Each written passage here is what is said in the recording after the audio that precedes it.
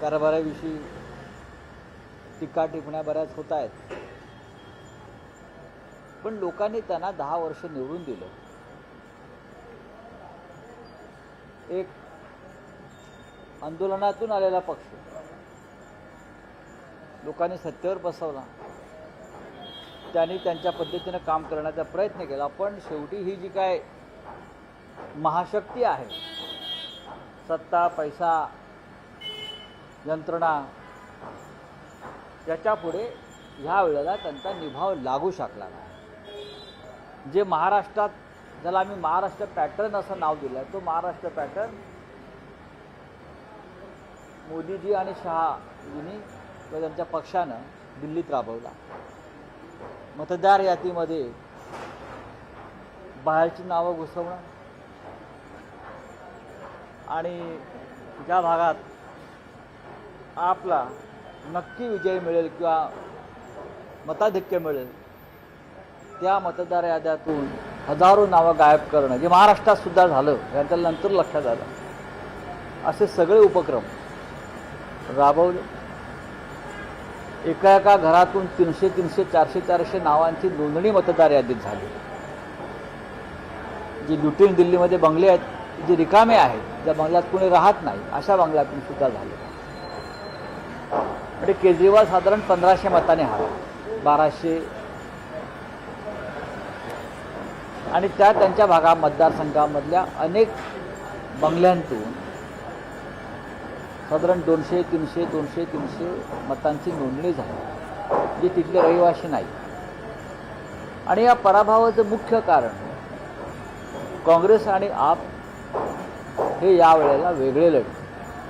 आतापर्यंत ते वेगळेच लढत होते, पण ह्या वेळेला शत्रू अधिक ताकदीनं आपल्यासमोर लढतोय भाजपसारखा, याचं भान जर ठेवलं असतं आणि आमच्या इंडिया ब्लॉकमधले 2 प्रमुख पक्ष एकत्र आले असते तर नक्कीच आजचा निकाल वेगळा दिसला असता. केजरीवाल यांचा पक्ष आणि भाजप यांच्यामध्ये का फार मोठं अंतर नाही आहे, फार तर 2%.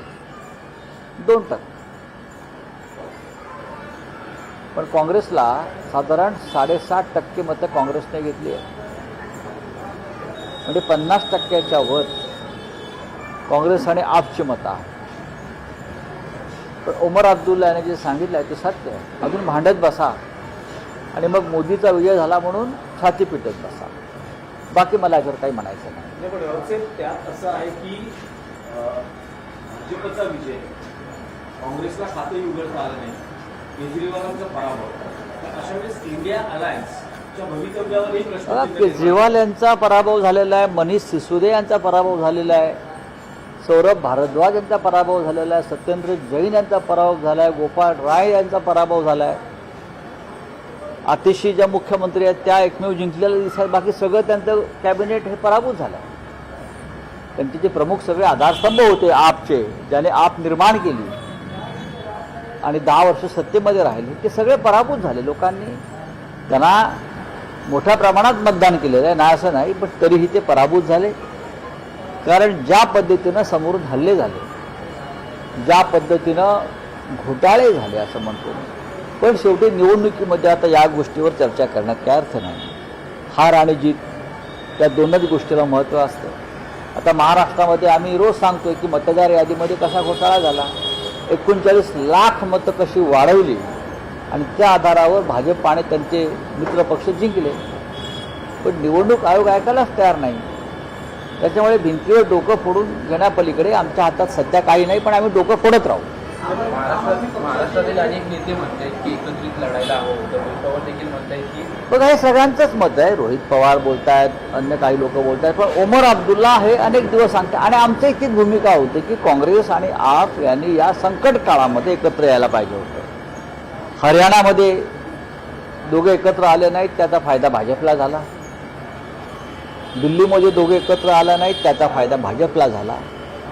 इंडिया आघाडीतल्या या सगळ्या घटक पक्षांनी ठरवायला पाहिजे आपल्याला भाजपचा पराभव करायचा आहे की नाही, की आपण असेच एकत्र एकमेकांमध्ये तंगड्यात घालून भारतीय जनता पक्षाचा मार्ग हा सुकर करतो आहोत. कमी होती. अत्यंत कमी आहे. महाराष्ट्रामध्ये आपण जसं पाहिलं की अनेक नेते जे आहेत किंवा गोष्टी प्रमाणे कमी मताने झालेले. होय. तोच पॅटर्न जर आपण केलेला आहे. मी जे मगासपासून म्हणतो की महाराष्ट्र पॅटर्नच राबवला गेला. काल राहुल गांधींबरोबरच्या पत्रकार परिषदेत मी हे स्पष्ट केलं की दिल्लीमध्ये महाराष्ट्र पॅटर्न राबवला गेला आहे आणि त्याचा उद्या निकालात तुम्हाला परिणाम दिसेल. महाराष्ट्र पॅटर्न त्याने एकेकाळी या महाराष्ट्रामध्ये लातूर पॅटर्न होता, आपल्याला माहीत असतं. SSC बोर्डामध्ये लातूरचीच मुलं पहिली यायची. कशी यायची, काय यायची, हे सगळ्यांना लातूरचाच मुलगा पाहिजे. 10वी 12वी पहिला म्हणजे पहिलाच ठरलेलंच आहे. लातूरमध्ये जे काय कोचिंग क्लासेस होते, त्यांची जी काय एक यंत्रणा होती असं म्हणतात, मला माहीत नाही. लातूर पॅटर्न, आता लातूर पॅटर्न कुठे आहे, संपला. आता निवडणुका जिंकण्यासाठी भारतीय जनता पक्षानं महाराष्ट्र पॅटर्न तयार केला. तो काही काळ चालेल. नंतर लातूर पॅटर्नप्रमाणे हा त्यांचा पॅटर्नसुद्धा इतिहास जमा. हे राजकारणामध्ये असे प्रयोग, अघोरी प्रयोग होत असतात. काही काळ आपल्याला संयमाने काम करावं लागतं. आम्हालासुद्धा त्यांचे जे मार्ग आहेत जिंकण्याचे त्याचा अभ्यास करावा लागतो आणि कार्यकर्त्यांना त्याबाबत आम्हाला मार्गदर्शन करावं लागतं. राऊत पण एक आहे की ज्या दिवशी मतदान होतं, पंतप्रधान नरेंद्र मोदी हे महाकुंभला गेले, म्हणजे त्यांनी गंगा स्नान केले. समजा जे केजरीवाल किंवा राहुल गांधी यांनी असा काही सहभाग महाकुंभमध्ये दाखवला असता ते काही फरक पडला असता, तुम्हाला काय वाटतं? नाही, नरेंद्र मोदी हे सातत्याने निवडणूक आली, मतदानाच्या दिवशी कधी पशुपतीनाथला जातात, कधी केदारनाथच्या गुफेत जाऊन बसतात, कधी कन्याकुमारीमध्ये जाऊन पूजा अर्चा करतात आणि कधी कुंभच्या मेळाव्यात जाऊन गंगा स्नान करतात. हा एक मोदींचा परंपरा आहे राजकारणातली की मतदानाच्या दिवशी मी किती कडवट हिंदू आहे आणि हिंदूंनी मला एक गठ्ठा मतदान करावं यासाठी त्यांचा हा एक कार्यक्रम सुरू असतो. बाकी कामावर निवडणुका जिंकतात का? अजिबात. लोकांना धर्माची अफूची गोळी द्यायची, गुंगीत आणायचं आणि मतदान करून घ्यायचं. त्या दिवशी दिवसभर मोदीजी हे गंगे स्नान करताना दिल्लीची जनता पाहत होती, केदारनाथच्या गुफेत घुसलेले पाहते, ध्यानस्थ बसलेले आहेत पण कॅमेरे लागलेले आहेत. कन्याकुमारी पूजा करतायत पण कॅमेरे लागले.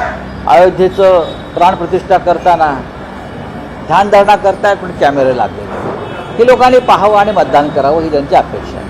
राऊत साहेब, आणखी काही मुद्दे होते या निवडणुकीत, विशेष करून जो लिकर स्कॅम दिल्लीमध्ये झाला त्याची मोठी चर्चा किंवा तो एक निवडणुकीचा मुद्दा होता. कारण त्यात केजरीवाल, सिसोदिया यांना तुरुंगात तुरुंगवास सगळ्यांनाच जावं लागतं. केजरीवालांनी जो शीर्ष महल उभा केला, कोट्यवधी खर्च त्यांच्या निवासावर केला. मला असं वाटतं गाडी वापरणार नाही, लाल दिव्याची गाडी वापरणार नाही, बंगला वापरणार नाही, असे जे काही त्यांनी घोषणा केल्या होत्या. नाही, हे याचा काही प्रभाव पडला नाही. त्यानंतर किमान 2 निवडणुका केजरीवाल जिंकलेल्या आहेत.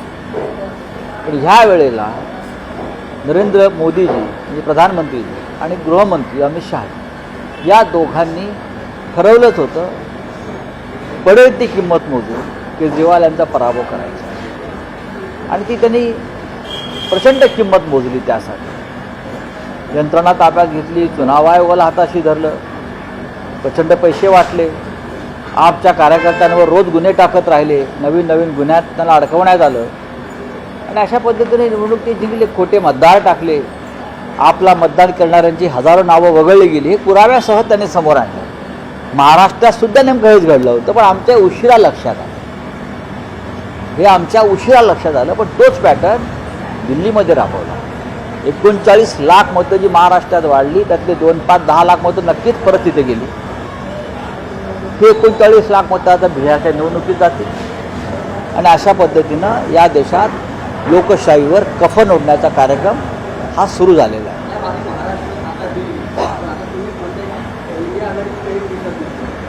आम्ही त्याच्यावर माननीय शिवसेना पक्षप्रमुख उद्धव ठाकरे यांनाही या सगळ्या घडामोडींबाबत चिंता व्यक्त केली. तेही असं करतात की आपल्याला एकत्रपणे काम करण्यासाठी पुन्हा नव्याने विचार करावा लागेल आणि एकत्र कसं काम करता येईल त्याबाबत ते स्वतः सगळ्यांशी चर्चा करतील. काँग्रेस पक्ष हा सगळ्यात मोठा पक्ष आहे, खरं म्हणजे मोठ्या भावानं संयमाची भूमिका घेणं गरजेचं असतं. हैं कि अभी बीच चुनाव में नतीजे आए हैं, उसके बाद भाजपा विरोधी सरकार बनाती हुई नजर आ रही है, लेकिन आम आदमी पार्टी के हाल के क्या मायने रहेंगे? क्या इंडिया अलग अलग लड़ी, इंडिया अलायंस की पार्टी अलग अलग? बात यह है कि देश के प्रधानमंत्री, देश के गृहमंत्री, देश का पूरा केंद्रीय कैबिनेट,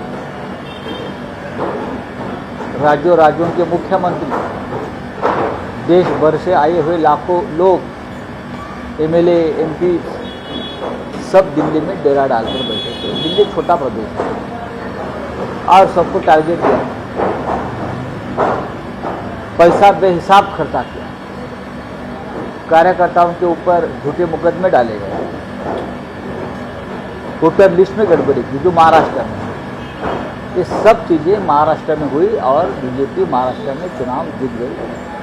हम नाम दिया है महाराष्ट्र पैटर्न।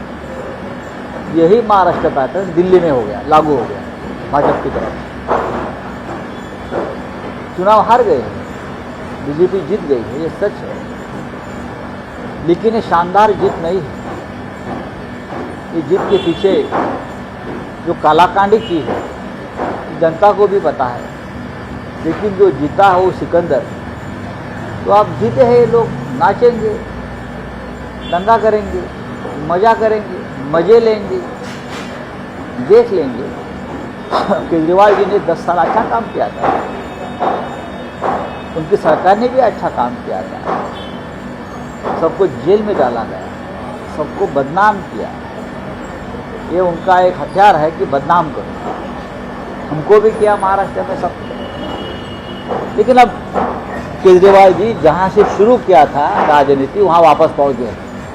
अपोजिशन काम करेंगे, लड़ने वाले नेता है। चलिए चुनाव के दिन प्रधानमंत्री जैसे आपने महाकुंभ कहते हैं और कहीं ना कहीं एक PR स्ट्रेटेजी का। देखिए, ये बीजेपी की स्ट्रैटेजी होती है। मोदी जी वोटिंग के दिन वो मंदिर में जाते हैं, पूजा अर्चा में बैठते हैं, कभी पशुपतिनाथ जाते हैं, कभी केदारनाथ की गुफा में बैठते हैं, कभी कन्याकुमारी के मंदिर में जाते हैं, कभी कुंभ में जाते हैं। ये उनकी स्ट्रैटेजी है। वो उस हिसाब से पूरा चुनाव का कार्यक्रम बना लेते हैं। इस बार भी हो गया दिल्ली में।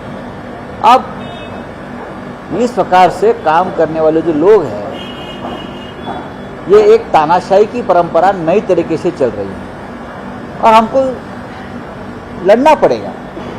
हम ये लड़ाई आधी अधूरी नहीं छोड़ सकते। ये लड़ाई देश बचाने की है, लोकतंत्र की है, और लोकतंत्र में सबसे बड़ी जिम्मेदारी होती है अपोजिशन, विपक्ष होता है, उनकी जिम्मेदारी सबसे बड़ी होती है।